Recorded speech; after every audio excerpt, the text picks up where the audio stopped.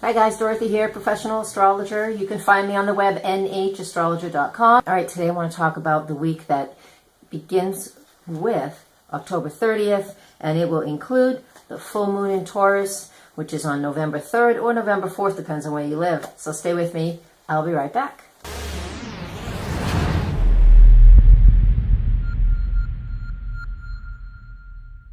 All right, welcome back. So today I want to talk about, Monday and Tuesday. So October 30th and 31st. So that's Halloween is in there. We do not have any overly large or powerful aspects going on either of these days. But what we do have is the moon in Pisces. So I'm just going to clump Monday and Tuesday together with the moon in Pisces. It's just a very, this is when we kind of want to go with the flow. We want to connect with spirits or spirits, right? Woo! It's very Halloween-y to have the moon in Pisces on these 2 days because the veil is thin. And when the moon's in Pisces, we're incredibly sensitive and connected to the other side or to those things that have a lot of meaning to us. And I know I'm making a lot of point around Halloween, but in your own spiritual life, look at the way that you can increase your practices to go a little bit deeper during the time that the moon is in Pisces. It happens once a month. This month it just happens to be on October 30th and 31st, and it matches, a holiday in our calendar. So have fun and enjoy those days. Spirits will be out and about, as well as if you have a few to drink. Remember, when the moon's in Pisces, we get a little tipsy faster. So before I started, I was playing with my board here, right? And just after 4 hours, I'm recording this 4 hours after having some dental work done. Of course, Saturn, here's a little lesson for you, not just a forecast. Saturn rules the skin, the bones, the teeth. And I've had for a whole year, Pluto conjunct my Saturn. So this is what it looks like. It's way over here. Pluto. I put Pluto on Saturn. I wanted to do this because the little bugger won't leave my Saturn alone. Well, he's finally separated by like 1 minute, which is not a whole lot. So for over a year, I've been going on. So this morning, I was like totally freaked out about I just need a crown, a tooth just falling apart and I need a crown on it. And so I went in and they tried temporary stuff and it didn't work. So we had to go all in and just, do the crown build, the core build up and stuff like that. And if you've had dental work, you know what I mean. And so it was fine, but I freaked out. Who hasn't had bad experiences when I was a kid at the dentist? So it kind of sticks with us. And that's a very Pluto thing, right? Remembering and going to one of our deepest fears. It doesn't freak me out so bad I need anxiety medicine, but I don't like it. And I dreamt about it all night. And I'm pretty tired right now, but I got through it. It was so easy. And you know how I shifted it? What I shifted was, it's like I could see my own transits, right? And I could see that Pluto is asking something to transform in my life. So I've been working on a lot of inner things, and I get that. But sometimes things manifest physically for us to deal with, to make us aware of what's going on under the surface. And Pluto wants me, thank God I don't need a root canal because that's even more Plutonian. But for me to sit there and have the whole tooth taken apart and put back together, basically that's Pluto on Saturn. So if this is what's going on in my chart right now, then I can breathe easy that this is going to go easily and the way it's supposed to go. And so when I finally realized that, after all these years of being an astrologer, I overcame a fear because seeing that I'm having a transit that means for me, doesn't mean the same thing for everybody, but for me it meant I need some dental work done. Everything should work out fine. And it did. And I relaxed, took an hour, took 4 hours to thaw out, but that doesn't matter. So that's just a lesson in how we can use what we hear when you watch us astrologers tell you stuff, right? Use it in your own life. And if it doesn't fit in your own life, then it's not meant for you. It's not what's going on for you. That's when it comes to personal sessions. That's why sun sign astrology and these forecasts that we do is fun and it's interesting because it gives us an overall view of what is the potential for the week or full moon or new moon is, whatever we're talking about. But we still have to know what it is personally for each of us. So don't panic. Don't go overboard. and just listen to what resonates, and what doesn't resonate, then you just let that go to the wayside and move on. All right? So there you go. That's a quick little lesson. Pluto on my Saturn. All right. Moving on to Wednesday, the 1st of November. On that day, there's not a whole lot of aspects. You know, the moon's now in Aries, so we're feeling a little more feisty. We want to take action. If we're emotionally connected to something, we're really going to be passionate about it. The moon makes a hard aspect to Jupiter and the sun during the day, which is all about focusing on the details so we can shift and change something. That's that Aries to Scorpio energy between these two planets. And then the moon will be opposite Mars in the middle of the day, like about 1 in the afternoon. So there is something with what you need and how you need to work with a partner, work with somebody else. So that's what we have going on for November 1st. Day, November 2nd, we have Saturn and Chiron making a square. Now, we've been feeling this for quite some time because they've been only apart by a degree for a long time. And really what this comes down to is this where we're breaking down the way that we feel about something, how we're healing something, how we're approaching something. Chiron, that wounded healer, whether it's physical or emotional, Saturn is saying that is taking away all those excess pieces, kind of like what I just mentioned, the tooth falling apart, the pieces that are weak, the pieces that don't belong in there anymore, right? And it's a wound. No matter what I do to take care of them, they're still weak. And so I need extra support with my teeth. So that example, you know, where Chiron and Saturn are, where Saturn's breaking things down, Chiron, that wound that Chiron has, so we can see what is really solid, what is really left, what's worth keeping, where you can move forward. And it's usually created, that square aspect, of course, is stress and tension.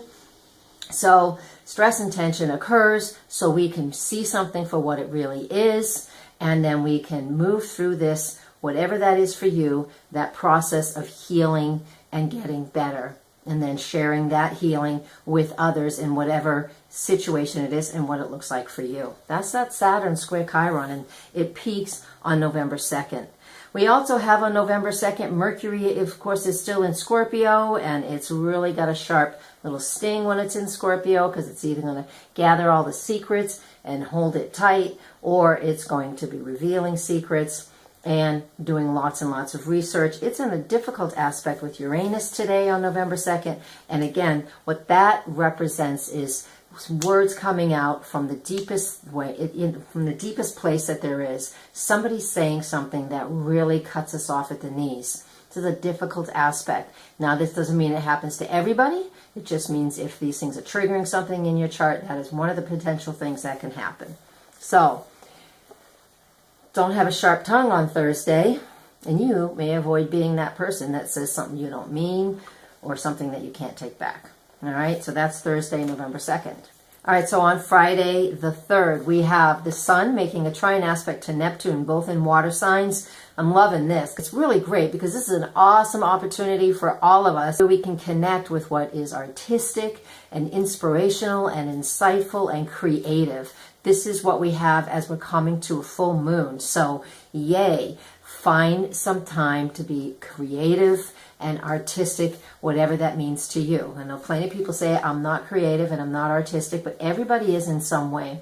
So even if it's just to sit at the end of a pier and stare out into the ocean, looking at the beauty and the wonder of it all, or sitting there listening to the birds in the park chirping, or a child laughing, just, even if you can't create, at least get into that beautiful space of just being present and just feeling the energy around you. That's a great way to look at that energy and to use that energy, especially as we're coming up to the full moon. Now, the full moon on the west coast of the United States is at 10:23 p.m. and it's at 11 degrees of Taurus. Venus opposite Uranus. That's the Libra-Aries opposition. This is feisty energy between relationship, between partners. And since it's in the middle of the night, I'm going to lean more towards relationship, personal relationships. This is feisty. This is where somebody needs to stand up and say, this is what I want, or you're smothering me and I need more freedom. So this is going to be going back and forth. Venus in Libra wants relationships, loves relationships, values relationships, When it is in an opposition, it creates a little bit of tension with Uranus and Aries, and that Uranus and Aries is all about what I want. I need freedom. I need to break away. I need to stop this. But it can also be really radical energy. So whenever I see this in a natal chart, you're a person who needs unique and different relationships. And so with this as a transit, we all need some unique or something different or a level of independence, infused into what our current relationships are. That's what's going on with Venus opposite Uranus right at the full moon. And full moons are also opposition. So when we have a full moon, it's in Taurus. Venus rules Taurus. Venus and Libra's opposite Uranus. It's like, holy cow, we have a lot going on here. The Sun in Scorpio says we're digging in deep. So when we have the full moon in Taurus, the moon in Taurus is lovely, lovely, lovely. It's exalted in that sign. It does so well in that zodiac sign. But with its ruling planet, Venus opposite Uranus, during this full moon, there is an opportunity that somebody can really come together in a very unique and different way in our relationships. Or we can break away from the relationships that are no longer serving us. Again, this is going to be in the middle of the night, so all Friday afternoon and even into Saturday, the 4th. We all may be feeling a little edgy about what's going on in our relationships and partnerships. All right? To me, it does not feel like business partnerships at all. It really does feel like those love relationships. So if you really need to know where this is, you know how to reach me, where it is in your chart. You know how to reach me, nhastrologer.com. And I do private sessions all the time, and it doesn't matter where you live. All right, moving on. Sunday the 5th, of course, daylight savings times ends for a lot of the country. I wish they'd leave it alone. Personal opinion. The big hit of the day is Mercury is leaving Scorpio and moving into Sagittarius, and that is at 2 in the afternoon or 11 a.m., depending where you live. So when Mercury moves into Sag, it's going out of this deep, intense, I'm investigating and researching everything, and now it's stepping into Sagittarius, and Sagittarius is all about the truth. And in Sag, it's big, so it's basically, we've got 3 weeks of many people putting their foot in their mouth, or many people telling you the truth. So if somebody gathered a whole bunch of information on you in the Scorpio kind of way, in the quiet, secretive way, don't tell anybody this, then when it moves into Sag, very well could hear that truth come out, hear the secrets come out. Mercury in Sag tells the truth, wants the truth to be heard. So we're going to have 3 weeks of that. And then it's going to retrograde soon, but it won't retrograde for another 3 weeks. So until in the meantime, it's only going to go back to like 29 Sag when it finally does go retrograde. Hopefully I'm correct. I'm just drawing that off the top of my head. And Mercury goes retrograde on December 1st. Yes, it does. Yes. Yay, I was right. I didn't look it up. I should have, huh? All right, guys. I'm being a geek now. I do know these things. I'm just making fun. Anyways, have a great week. And thank you for listening with me and my numb mouth. And if you have any questions, comment below. Share. You know the routine. Thank you very much for listening and being here once again. This is now my 500th and second video I have created. Over 500 now. How about a round of applause? It's a lot of work for you guys, and I love every minute of it. Thank you very much. Blessings. I'm ranting now. Namaste.